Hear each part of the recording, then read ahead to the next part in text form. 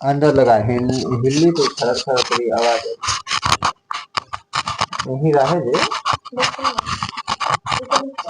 हाँ रहे कहीं भी हो जाए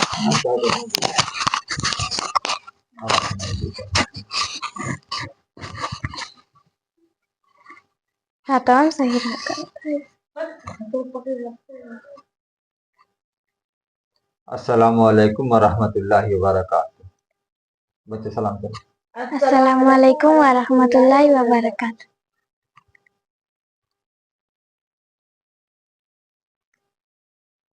मेरे बच्चों सूरह लुकमान की आयत नंबर 12 पढ़ने जा रहा हूँ। उसके बाद आप लोग को बताता हूँ कि ये है क्या। ठीक है।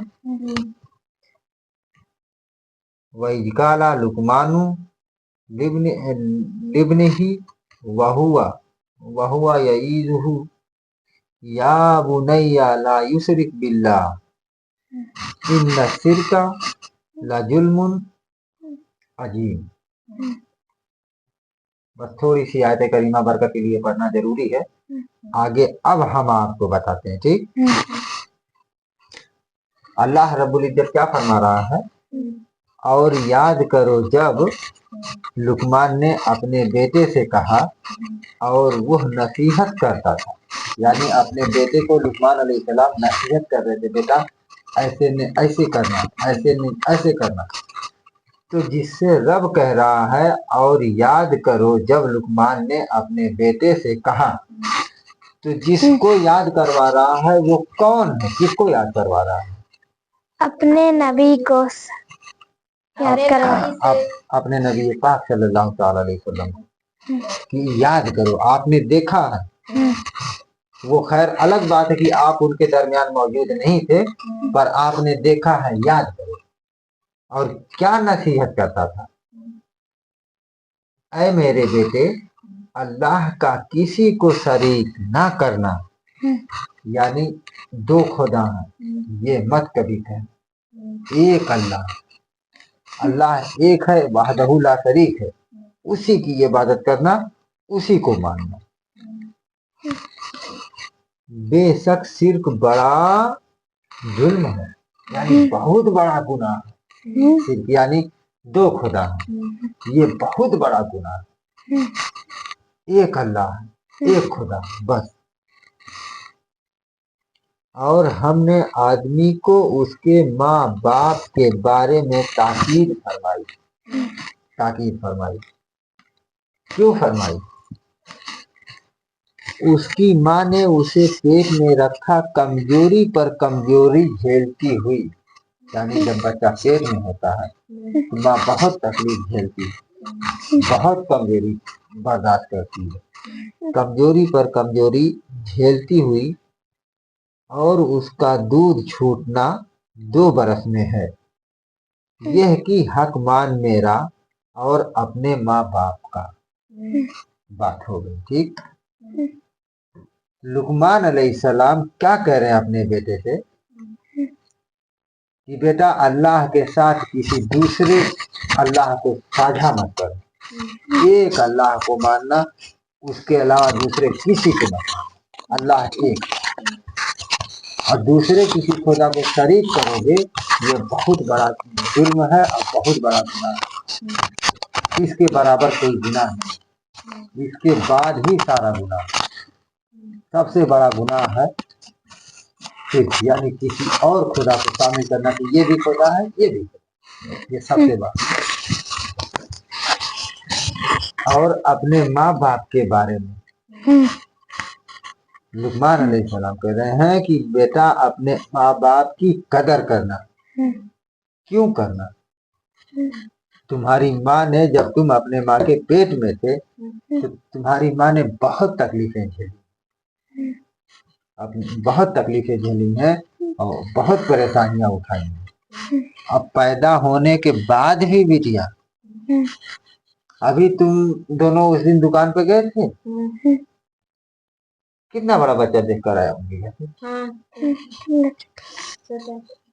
ना वो बेचारा हिल सकता, ना डोल सकता, उसको दूध पिलाना, उसको नहलाना, उसको धुलाना, उसका पेशाब पाखाना सब कुछ साफ करना, वो खुद तो नहीं करता। नहीं। या तुम भी इतनी बड़ी हो गई हो, जब इसके इसके इतनी बड़ी थी, जो कल बच्चा देख कर आई हो उनके घर, आज तो तुम अपने हाथ से कपड़ा धो ले रही हो, नहा ले रही हो, सारा काम अपने हाथ से कर रही हो। जब उतनी बड़ी थी तो कर पा रही थी? नहीं। नहीं ना। ये है असल नसीहत। हमारे बच्चों को ये चीज बैठाल के समझाना बहुत जरूरी है।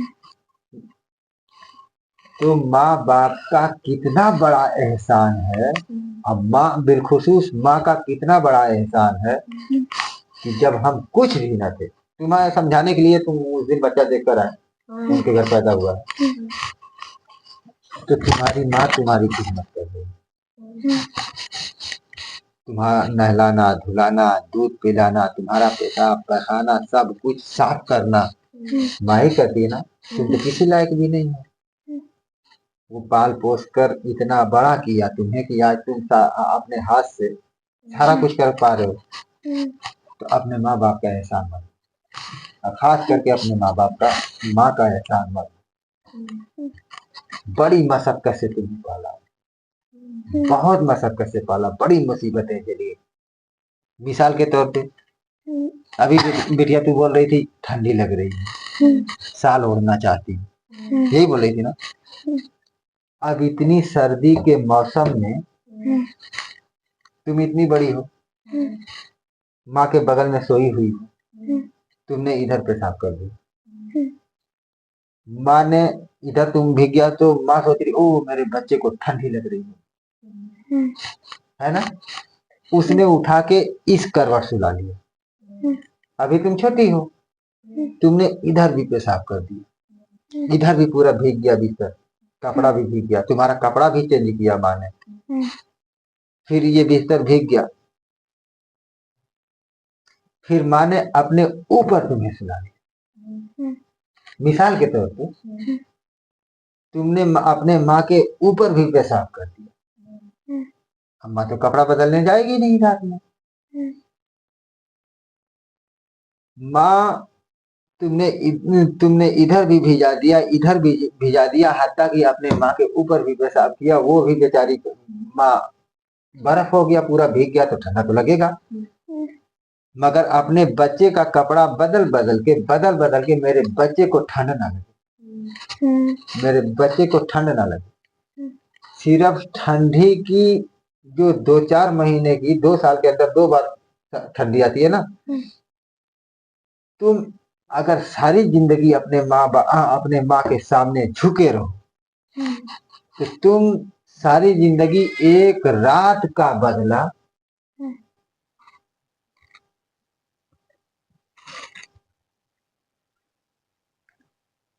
तो जो ठंडी की एक रात, सर्दी की जनवरी के महीने की एक रात जो तुमने अपने माँ के ऊपर पेशाब किया, बगल में पेशाब किया, वो बेचारी बर्फ की तरह रही रात भर, मगर तुम्हें सर्दी नहीं लगने दी, तुम्हें सर्दी नहीं लगने दी। तो तुम अब होशियार हो गई हो ना। अगर कहो कि ए माँ मैं तेरा हक अदा करना चाहता हूँ, तू क्या चाहती है मुझसे ले ले और तेरा हक अदा हो जाए।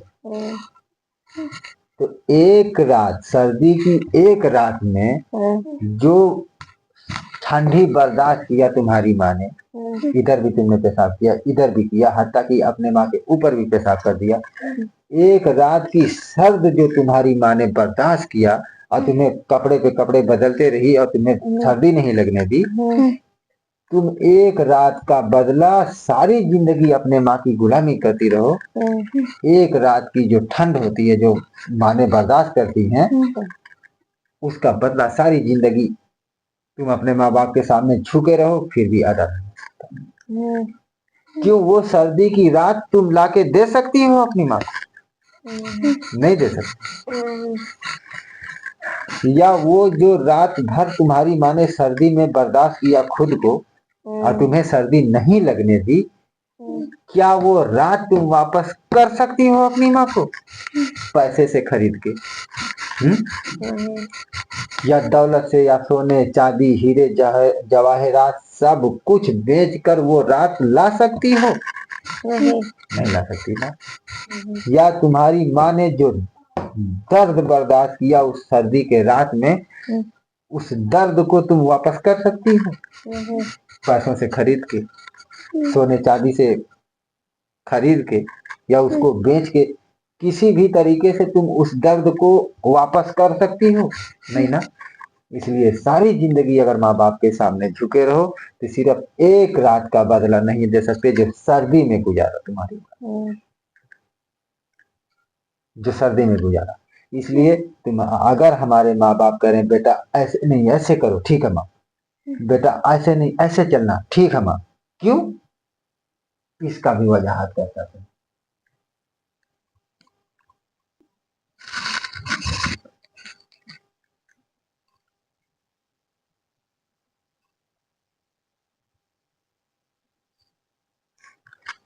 क्यों मालूम है? अगर सारी जिंदगी अपने माँ बाप के सामने झुके रहो, हाँ माँ ठीक है माँ, जी माँ, हाँ माँ कोई बात नहीं माँ, ना नहीं कहना, हक अदा नहीं होगा। क्यों? अल्लाह क्या कह रहा है? यह कि हक मान मेरा और अपने माँ बाप का।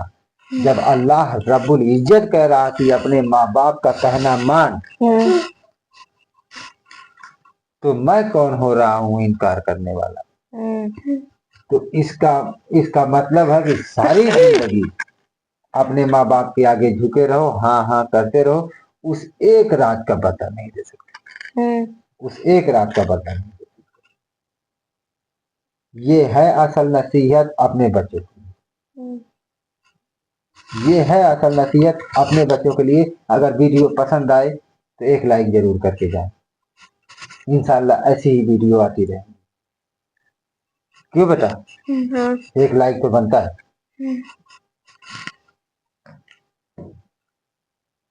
अस्सलामुअलैकुम वरहमतुल्लाहि वबरकातुहू।